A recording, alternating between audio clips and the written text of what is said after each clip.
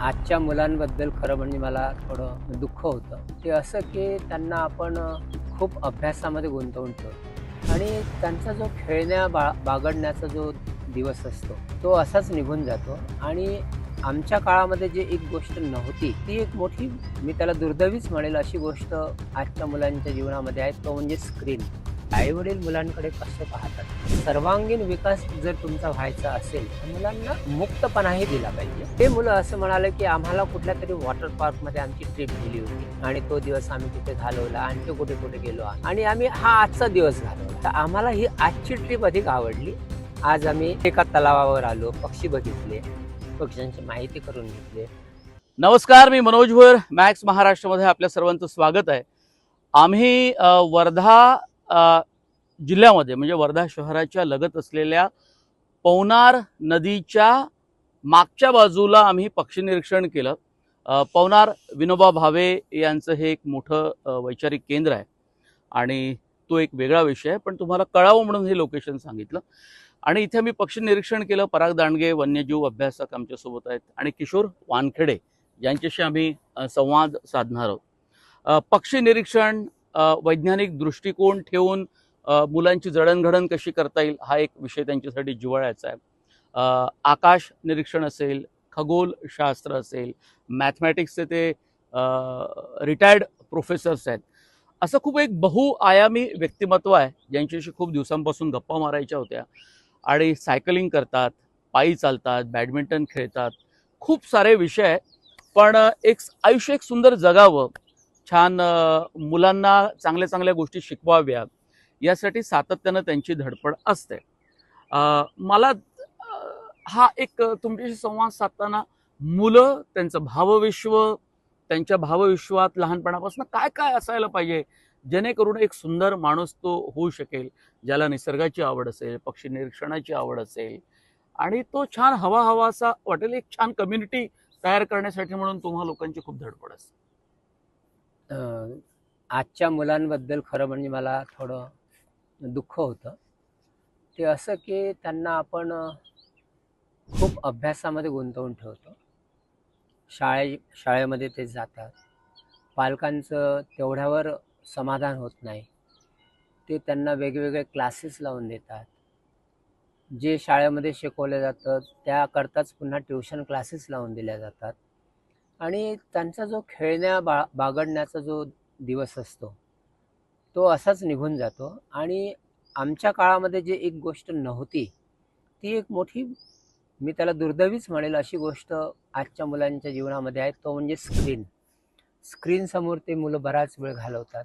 त्यामुळे निसर्गासोबत घालवण्याचा वेळ असेल, प्लेग्राऊंडवर घालवण्याचा वेळ असेल, रेतीत खेळण्याचा वेळ असेल, मित्रांमध्ये बागडण्याचा, खेळण्याचा जो वेळ असेल, त्याला ही मुलं पारखी झालेली आहेत. त्यामुळे इथे खरं म्हणजे पालकांचं आपण शिक्षण केलं पाहिजे. पालकांना ही गोष्ट आवर्जून सांगितली पाहिजे, की कमीत कमी क्लासेसमध्ये त्यांना गुंतवा. त्यांना मुक्तपणे वावरू द्या. निसर्गातूनही बरंच काही शिकण्यासारखं असतं. ते होणं फार आवश्यक आहे असं मला वाटतं या मुलांच्या बाबत. म्हणजे मागच्या आठवड्यात मी अंबेजोगाईला होतो काही कार्यक्रमाच्या निमित्त आणि तुमचा नातू भेटला मला, ओजस. म्हणजे तुमची मुलगी तारका, जावई तुमचे हेमंत आणि तर हेमंत, ओजस आणि आम्ही असे सगळे उसा तलावाला पक्षी निरीक्षणासाठी गेलो आणि आठवड्याभरातच तुमची भेट होईल आणि तुमच्यासोबत ते पक्षी निरीक्षणाचा योग येईल असं काही मला वाटलं नाही. पण ओजसला शाळेची ओढ होती, पण ओजसमध्ये पक्षी निरीक्षणाची ओढ तितकीच दिसली. आणि मग माझ्या लक्षात आलं की म्हणजे आवड आपण निर्माण करून दिली, प्लॅटफॉर्म निर्माण करून दिला तर हे शक्य होतं. म्हणजे त्याला निसर्गाची हे काम आपलं आहे. बिलकुल बिलकुल बिलकुल. आई वडिलांचा रोल याच्यामध्ये खूप आहे, महत्वाचा आहे. आई वडील मुलांकडे कसं पाहतात? एक सर्वांगीण विकास जर तुमचा व्हायचा असेल तर मुलांना मुक्तपणाही दिला पाहिजे. दररोज शाळेत जाच असा आग्रही धरता कामा नये. एखाद 2 दिवस समजा त्याला पक्षी निरीक्षण करायचं आहे, जसे तुम्ही तिथे गेलात आणि त्याला वाटलं की यांच्यासोबत आपण पक्षी निरीक्षण करायला जायला पाहिजे. शाळा बुडली तरी काही हरकत नाही. तेवढा अभ्यास आपल्याला घरी सहज करता येतो. त्यामुळे मुलांना सर्वार्थाने मोकळीक दिली पाहिजे. आणि मला याबाबत आता तुम्ही अनायसे इथे आला आहेत तर आवर्जून सांगेल मी तुम्हाला की इथे नई तालीमची शाळा आहे, तुम्हाला माहीत आहे, सेवाग्रामची. तिथे ज्या पद्धतीचं शिक्षण चालतं की मुलांना शेती शिकवल्या जातं म्हणण्यापेक्षा शेतीमध्ये रमू देतात. बागकाम असेल, खेळ असेल, या सगळ्या अदर ॲक्टिव्हिटीज ज्या आहेत त्यांच्यामध्ये मुलांना रमू देणं, गुंतू देणं, त्याच्यातून त्यांना शिकू देणं हे खूप आवश्यक आहे. हे जेव्हा आपण नई तालीमचं बघतो ना आणि तिथल्या मुलांच्या चेहऱ्यावरचा आनंद बघतो तेव्हा आपल्याला ते दिसून येतं. ते मुलांना मुक्त वाढू द्या. आणि आत्ताच तुला माहिती म्हणून सांगतो, सोनम वांगचुक आमच्याकडे येऊन गेलेत. अच्छा. त्यांना लोकांनी विचारलं की शाळेबद्दल, तर म्हणे मला लहानपणी शाळा भेटली नाही. तर लोकांनी जरा दुःख व्यक्त केलं, अरे रे रे. तर म्हणे अरे रे नाही, माझं खूप चांगलं झालं म्हणे. अच्छा. मला माझ्या आई वडिलांसोबत राहता आलं, समाजामध्ये राहता आलं, निसर्गामध्ये राहता आलं आणि त्याच्यातून जी माझी वाढ झाली ती अधिक चांगली झाली असं मला वाटतं. त्यामुळे मला शाळा भेटली नाही हा माझ्या एक आनंदाचा भाग राहिला. असं त्यांनी जे वक्तव्य केलं त्यातून खूप शिकण्यासारखं आहे. म्हणजे आजच्या शाळा कशा झालेल्या आहेत, मुलांमध्ये जे उपजत असं असतं काहीतरी की हे जाणून घेऊ द्या, ते जाणून घेऊ द्या, त्याला मारक ठरतात की काय आपल्या शाळा, असं आज झालेलं आहे. ते नाही व्हायला पाहिजे. पण आता तुम्ही पक्ष्यांचे फोटो घेऊन किंवा त्यांचे छायाचित्र प्रदर्शनी घेऊन तुम्ही शाळांमध्ये जाता. Yes. वर्धा जिल्ह्यामध्ये ग्रामीण भागा वगैरे मध्ये. तर ग्रामीण भागातल्या मुलांमध्ये तुम्ही का पाहता, म्हणजे काय तुम्हाला दिसतं, तुमचा संवाद कसा होतो, मैत्री कशी तुमची जोडली जाते, कसं आवश्यक आहे? आता मी तुम्हाला एक अनुभव सांगतो. मागे एक सालूटची शाळा आहे, तिथल्या शाळेला आम्ही रोठ्या तलावावर नेलं होतं. 10-15 मुलं होते ते. त्यांची जी रिॲक्शन होती त्या कार्यक्रमानंतरची ती तुम्हाला मी सांगतो, म्हणजे तुम्हाला समजेल. ते मुलं असं म्हणाले की आम्हाला कुठल्या तरी वॉटर पार्कमध्ये आमची ट्रिप गेली होती आणि तो दिवस आम्ही तिथे घालवला. आणखी कुठे कुठे गेलो आम्ही आणि आम्ही हा आजचा दिवस घालवला. तर आम्हाला ही आजची ट्रिप अधिक आवडली. आज आम्ही एका तलावावर आलो, पक्षी बघितले, पक्ष्यांची माहिती करून घेतली. ती माहिती होत असताना फुलझाडांबद्दल आम्हाला सांगण्यात आलं, फुलपाखरांबद्दल सांगण्यात आलं. तर हा दिवस, ही ट्रिप आम्हाला अधिक आवडली अशी त्यांची भावना होती. म्हणजे आपल्या ज्या ट्रिपचं एक स्वरूप आपण ठरवून दिलेलं आहे की वॉटर पार्कनं नेलं पाहिजे मुलांना, तिथे दिवसभर खेळतील, तो भाग आहेच. पण नेचरच्या सोबत जर ट्रिप काढली तर मुलांना ती अधिक आवडते असा आमचा अनुभव आहे. जेव्हा आम्ही मुलांना पक्ष्यांबद्दल माहिती देतो तेव्हा पक्षी हे मुलं आम्हाला आवर्जून म्हणतात की आम्हाला कुठे हे पक्षी पाहायला भेटतील, आम्हाला तुम्ही पक्षी निरीक्षणाला घेऊन जा. तर मला वाटते आम्हाला खूप चांगला अनुभव येतो त्यामधून. मुलं आमच्याशी छान बोलतात, त्यांच्या शंका विचारतात, कोणता पक्षी कुठे भेटेल, त्याचं पर्यावरणातलं काय महत्त्व आहे, ही चर्चा मुलांसोबत होते आणि एक चांगला पद्धतीने आम्हाला एक मुलांसोबतचा संवाद साधता येतो त्या माध्यमातून. म्हणजे मला असं नाही आठवत की एखादी शाळा आहे आणि एखाद्या तलावाच्या बाजूला ती घेऊन गेली आणि मुलांना जरा निसर्ग दाखवला किंवा शिक्षण. एक क्रमिक प्रकार आपण एक साधारणतः बघतो की मुलांना निसर्गाच्या ठिकाणी जेवायला घेऊन जातात, सहभोजन करतात. तोही खूप चांगला प्रकार आहे. पण निसर्गाशी तुमची जवळीक व्हावी म्हणून त्यांना घेऊन जाणं आणि एखादा चांगला अध्यापक असेल, ज्याला माहिती असेल पक्ष्यांची, आणि तो त्यांना काही 4 गोष्टी सांगत असेल, हे कितपत होण्याची आवश्यकता आहे फार शाळांमध्ये? फार आवश्यकता आहे त्याची. म्हणजे पक्षीच नाही, तुम्ही आपल्या अवतीभोवतीला जे झाडं झुडपं असतील त्यांची माहिती देणं, त्याची यादी बनवायला सांगणं. म्हणजे खरं म्हणजे शाळा प्रोजेक्ट करू शकतात ह्या. दरवर्षी एक एक विभाग घेऊन जर त्यांनी प्रोजेक्ट केला आणि काही लोकांनी तो केला आहे.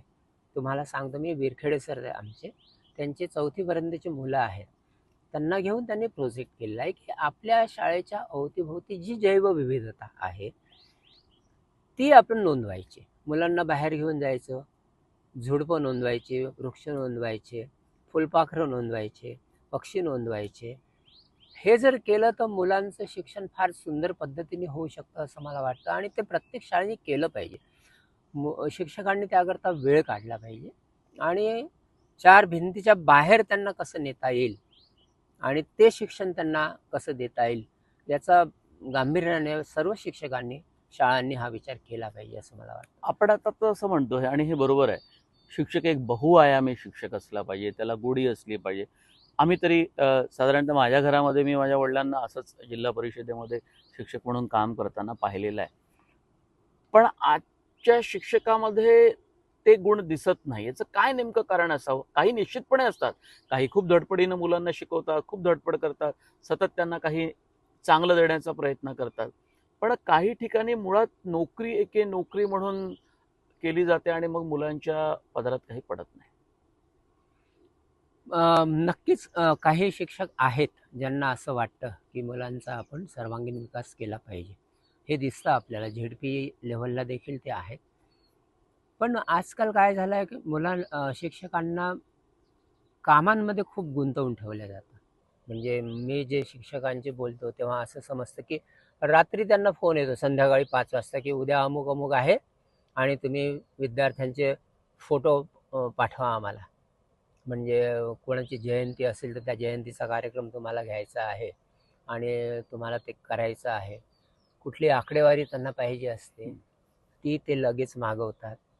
तर या सगळ्या सरकारी एक प्रकारचा तो जाच झालेला आहे असं शिक्षकांच्या बोलण्यातून दिसतं, की आम्हाला मुक्तपणे काम करता येत नाही. आम्हाला क्लरिकल कामामध्ये जास्त गुंतवून ठेवलं जातं. तर सरकार लेव्हलवरही मी असं आवाहन करेल, की शिक्षकांना मुक्तपणे काम करून द्या आणि त्यांना ट्रेनिंग द्या. म्हणजे शिक्षकांना काय करता येण्यासारखं आहे. जे लोक निसर्गामध्ये काम करणारे आहेत, समाजामध्ये काम करणारे आहेत, अशांच्या द्वारे ते ट्रेनिंग करू शकता तुम्ही. आणि कोणती कोणती दालनं आपण शिक्षकांच्या माध्यमातून विद्यार्थ्यांसाठी खुली करू शकतो, याचं ट्रेनिंग जर दिलं तर त्याचा नक्कीच परिणाम होईल असं मला वाटतं. अ, पक्षी मित्र संमेलन हे गेल्या अनेक वर्षांपासून महाराष्ट्रामध्ये होतं. वर्ध्यात पण झालं होतं, मीही आलो होतो त्यावेळेला. आणि सोलापूर, आता तुम्ही अहमदनगरला जाऊन आला. साहित्य संमेलनं भरत असताना पक्षीमित्र संमेलन भरवण्याची एक कल्पना तुम्हा सगळ्या मित्रांना सुचली आणि खूप छान संमेलनं भरवली जातात. मला जरा नीट व्यवस्थित छान सांगा त्यातला सहभाग मुलांचा, मोठ्या माणसांचा. महाराष्ट्र पक्षीमित्र नावाची एक संघटना आहे, जी अनेक वर्षांपासून महाराष्ट्रामध्ये कार्यरत आहे. या संघटनेतर्फे एक तिमाही पाक्षिक देखील काढलं जातं आणि कुठल्याही संघटनेला जे साधलं नाही ते या संघटनेने करून दाखवलेलं आहे. ते म्हणजे सातत्याने दरवर्षी पक्षीमित्र संमेलनं घेणं. हे महाराष्ट्र पातळीवरची होतात, त्याचप्रमाणे विदर्भ पातळीवरची देखील होतात. तर विदर्भ पातळीवरची होणारी संमेलने तितकी रेग्युलर होत नाही. मला वाटते मागच्या 2 वर्षांमध्ये ती संमेलनं झाली नाही. पण तीही संमेलनं आणि महाराष्ट्र पातळीवर होणारी संमेलनं हा एक सर्व पक्षीमित्रांसाठी आनंदाचा भाग असतो. त्या ठिकाणी सर्व महाराष्ट्रातले आणि काही प्रांताबाहेरूनही येतात, देशातूनही येतात, असे सगळे पक्षीमित्र जमा होतात आणि पक्ष्यांच्या ज्या समस्या आहेत त्याबद्दल तिथे चर्चा होते. जसे एंडेंजर्ड पक्षी असतात, जसं गिधाळ आहे समजा, माढोक आहे, सारस आहे, हे पक्षी आता लुप्त होताना दिसत आहेत. तर या पक्ष्यांवर काम करणाऱ्या काही संस्था संघटना आहेत, ते आपला अहवाल तिथे सादर करतात, त्यांचं कामाचं स्वरूप सादर करतात आणि हा सगळा चर्वीचर्वण होऊन मग सरकारलाही काही प्रस्ताव पाठवले जातात. त्यातून सरकारही काही ॲक्शन घेत असतं. तर असा एक ॲक्शन ओरिएंटेड अभ्यासू लोकांचा ग्रुप हा असा पक्षीमित्रांचा आहे. आणि तुम्ही जे सायकलबद्दल बोललात आता, त्याबद्दलही मी सांगितलं पाहिजे की वर्धेचा जो बहार नेचर फाउंडेशनचा ग्रुप आहे, जो साधारण 2014 पासून कार्यरत आहे, ज्याने या वर्धा शहराची पक्षी सूची तयार केली. वेगवेगळ्या ठिकाणी पक्षी निरीक्षण करून, सातत्याने पक्षी निरीक्षण करून 310 पक्षी त्याच्यामध्ये आहेत. तर हा बहार नेचर फाउंडेशनचा ग्रुप सायकलने दर संमेलनाला जात असतो. सर्वप्रथम साधारण 7 ते 8 वर्षापूर्वी आम्ही यवतमाळच्या विदर्भ पक्षीमित्र संमेलनाला गेलो आणि तिथून नंतर मग अलिबाग असेल, कराड असेल, सांगली असेल, सोलापूर असेल, आता तुम्ही ज्याचा उल्लेख करा अहमदनगर जिल्ह्यातली म्हणजे आताचं अहिल्यानगर आहे, ते अहिल्यानगर जिल्ह्यातील शेवगाव हे गाव, तिथे देखील आम्ही सायकलने गेलो आणि एक संदेश आम्ही त्याद्वारे देत असतो की आज आपण जी ग्लोबल वॉर्मिंगची गोष्ट करतो त्याकरता 0 कार्बन हे टार्गेट या देशाने ठरवलेलं आहे. म्हणजे भारताने ते टार्गेट तुम्हाला माहितीच आहे की 2070 साल हे त्याचं टार्गेट ठरवलेलं आहे की 2070 पर्यंत आम्ही 0 कार्बन बनवू. तर आम्हाला असं वाटतं की सायकल हा व्यक्तिगत पातळीवर करण्याचा एक प्रयोग आहे. कारण सायकल हे 0 कर्ब उत्सर्जन आपल्याला देतं. त्यामधून आपल्याला आपली आरोग्य देखील राखायला मदत पडतं. त्यामुळे सायकल ही दुधारी तलवार आहे असं म्हणतो की ते तुम्हाला पर्यावरणाचं रक्षण करतं आणि तुमच्या आरोग्याचं देखील रक्षण करतं. तर तुम्ही जो प्रश्न विचारला की संमेलनांबद्दल, की ही संमेलनं खूप आनंदाचा भाग आहे, अभ्यासाचा भाग आहे आणि अशा पद्धतीची संमेलनं मला वाटते अनेक ज्या संस्था संघटना काम करत असतील त्यांनी ते घेत राहायला हवी. त्यामुळे एक सातत्य राहतं, नवीन लोक जुळायला मदत होतं, नवीन युवकांना तिथे वाव मिळतो मुख्यतः या संमेलनांमध्ये. म्हणजे आता तुम्हाला सांगतो, एक लहान मुलगा होता 10 वर्षाचा, अच्छा, त्याने एक प्रेझेंटेशन तिथे दिलं. हा. त्याच्यासमोर म्हणजे त्यांना कुठलाही पक्षी विचारा रॅन्डमली त्याचं नाव तो सांगत होता, मराठी अच्छा. नाव आणि इंग्रजी नाव. ही खूप हे महत्वाची आणि गोष्ट. कॉलेजच्या मुलांनी काही प्रेझेंटेशन्स दिली, तर हे मुलं त्याच्यातून तयार होतात. त्यामुळे हा खूप चांगला कन्सेप्ट आहे. तो जो मुलगा होता तो त्याच्याबद्दल सांगा. म्हणजे आता मला हा मुलगा कसा घडला असेल? 10 वर्षाचा मुलगा त्याचे आई वडील त्या क्षेत्रामध्ये म्हणजे असतील. असतील आणि त्यांनी त्याला तसं घडवलं. 200 म्हणजे त्यांनी काय केलं, 1 ते 200 पर्यंत नंबर्स लिहिले स्क्रीनवर, असे आलेत ते. प्रेक्षकांना म्हटलं की तुम्ही कुठलाही नंबर सांगा याच्यातला. प्रेक्षकांनी सांगितलं 47 नंबर. तर 47 नंबरचा पक्षी जो असेल तो मग याच्यावर यायचा क्या बात आहे. स्क्रीनवर, आणि तो मुलगा त्याचं नाव सांगायचा. आणि असे त्यांनी 8-10 रॅन्डमली पक्षी निवडलेले त्यांनी बरोबर सांगितले. तर अशी मुलं त्याच्यातून घडतात, मुलांमध्ये एक उत्साह निर्माण होतो, हे सगळं होतं. आता आपण जर म्हणालो की ग्रामीण भागामध्ये जेव्हा तुम्ही जाता, हां, पक्ष्यांचं प्रदर्शन बिलकुल घेऊन फिरतं, बरोबर. त्यावेळेला ग्रामीण भागातला एखादा चुणचुणीत मुलगा असा तुम्हाला दिसत असेल की त्याचे प्रश्न दिसत असेल, तुम्हाला लक्षात येत असेल की नाही यांच्यासाठी आणखी काही काम करण्याची गरज आहे, किंवा सरकारच्या पातळीवर किंवा आपल्या पातळीवरती. बरोबर आहे. तर आम्ही जेव्हा जेव्हा स्लाईड शोद्वारे मुलांना समजावतो, तर आमचा क्रम असा आहे की दुसऱ्या दिवशी त्यांना आम्ही जवळच्या पाणवठ्यावर घेऊन जातो आणि फील्डमध्ये पक्षी निरीक्षण त्यांना घडवून आणतो. हा एक भाग झाला. आणि एक पुन्हा आम्ही नुसतं पक्षी एक पक्षी घेऊन बसत नाही, त्यांना थोडा व्यापक दृष्टिकोन मिळावा या दृष्टीनेही आम्ही त्यांना माहिती देतो. जसं उदाहरणार्थ मी त्यांना एक प्रश्न विचारतो मुलांना की पक्षी कुठे राहतात, तर मुलं हमखास उत्तर देतात की झाडावर राहतात. आणि मग मी त्यांना सांगतो की नाही, पक्षी सर्वत्र राहतात. ते पाण्यावर राहतात, ते चिखलामध्ये राहतात, ते पहाडामध्ये राहतात, ते गवतामध्ये राहतात. तर झाड हे सध्या फोकसमध्ये आलेलं आहे आणि वृक्ष लावण्याची मोहीम तेज झालेली आहे. आम्ही त्यांना थोडं डायमेन्शन वाढवून देतो. फक्त वृक्षाची गरज नाही, हे जे सगळे अधिवास आहेत, मग एखादा गवताळ प्रदेश असेल, ग्रासलँड आपण म्हणतो, ग्रासलँड म्हणतो निगवणला आपण, आपण, मी खूप मोठं हा, ग्रासलँड हा, पाहिलं. आणि माळरान म्हणतो आपण. माळरान दिसलं की आपल्याला वाटतं की हा खराब झालेला प्रदेश आहे. तसं नाही आहे. तिथेही त्या माळरानाची एक जीवसृष्टी असते. ते जीव तिथेच सापडतात. तिथे जर तुम्ही झाडं लावले तर ते जीव तिथले नष्ट होऊ शकतात. हे आम्ही मुलांना शिकवतो. म्हणून आपण झाडं लावायला शिकलो ही खूप चांगली गोष्ट आहे, पण तिथे थांबायला नको. आपण सगळ्या अधिवासांचा अभ्यास करायला पाहिजे.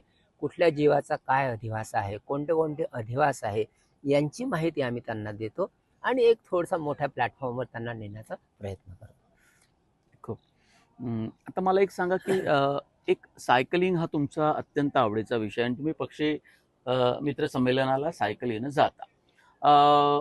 फोटोग्राफी आहे, पक्षी निरीक्षण आहे. मी एकदा तुमच्यासोबत आलो होतो तेव्हा एका पक्षी मित्र संमेलनामध्ये, तर मी काकांना विचारलं, ते म्हणाले मी अमरावतीचे आहेत, मी निवृत्त झालो, काय करावं काही कळत नव्हतं. मी एकदा गेलो आणि मग मला आवड निर्माण झाली. आता मी फोटो काढतो, छोटे छोटे व्हिडिओ तयार करतो आणि मग मी ते व्हिडिओ माझ्या कम्प्युटर मुलांनी घेऊन दिला, मी तिथे अपलोड करतो. ही मला खूप इंटरेस्टिंग गोष्ट वाटली की माणसं निवृत्त झाल्यानंतर त्यांना काय करावं कळत नाही, त्यांना दिवस खायला उठतो अशी काही माणसं तुम्ही पाहिली असेल ना? बिलकुल बिलकुल. म्हणजे दिवस खायला उठतो ही माणसं मी पाहिलेली आहे आणि निवृत्तीनंतर आपल्या जीवनामध्ये काहीतरी नाविन्य निर्माण करून आनंदाने जगणारी देखील माणसं मी पाहिलेली आहे. आणि अशी माणसं देखील त्या संमेलनाला येतात. मला आठवतं यवतमाळच्या संमेलनामध्ये एक जण आले होते. ते म्हणाले की मला शुगर होती, मला BP होतं. पण या लोकांसोबत मी पक्षी निरीक्षण करायला लागलो आणि आता तुम्हाला सांगतो की माझ्या आरोग्याच्या तक्रारी बंद झालेल्या आहेत. कारण होतं काय की निसर्गात गेल्यानंतर शुद्ध हवा मिळणं हा एक भाग आहे. पण पायपीट होते, चालणं होतं, व्यायाम होतो, आपला दृष्टिकोन सकारात्मक होतो. ह्या ज्या सकारात्मक बाबी घडून येतात त्या ज्यांच्या जीवनामध्ये घडून येतात त्या निवृत्त लोकांचं आयुष्य चांगलं राहतं असा माझा अनुभव आहे. आणि निवृत्तीनंतर जे घरात बंद करून घेतात स्वतःला, टीव्हीच्या स्क्रीनसमोर बसतात, बाहेर कुठलीही ॲक्टिव्हिटी करत नाही, ते मात्र आपल्या निवृत्तीचं जीवन अत्यंत वाईट पद्धतीने व्यतीत करतात असं मला वाटतं. आणि घरच्यांनाही ताप देतात ते, खरं म्हणजे. कारण घरच्या लोकांना त्यांना बाहेर जाण्याची पाहण्याची सवय झालेली असते आणि बरोबर. तेच लोक घरात बसायला लागतात, तर ते त्यांना थोडंसं कटकटीचं होऊन जातं. तेव्हा मला असं मी सल्ला देईल निवृत्त लोकांना की तुम्ही बी पॉझिटिव्ह, सकारात्मक असा. आपणही काही करू शकतो आणि आपले छंद काय असतात याचा एक आढावा घ्या आणि त्या छंदांना जोपासायचा प्रयत्न करा. तो छंद पक्षी निरीक्षणाचाच असला पाहिजे असं नाही, तो कोणताही असू शकतो आणि त्या छंदांना फुलवा तुम्ही, तुमचं आयुष्य नक्कीच फुलेल. खूप धन्यवाद. बऱ्याच गोष्टी आहेत आपण बोलू शकलो, पण आज मात्र आपण मुलं, शाळा, पक्षी निरीक्षण हे विषय मध्यवर्ती ठेवून आपण गप्पा मारल्या. खूप मला धन्यवाद. छान वाटलं, ओपन एअर मध्ये आपण बसलो आणि हा, बोललो, ही कल्पनाही मला आवडली. छान, धन्यवाद. थँक्यू.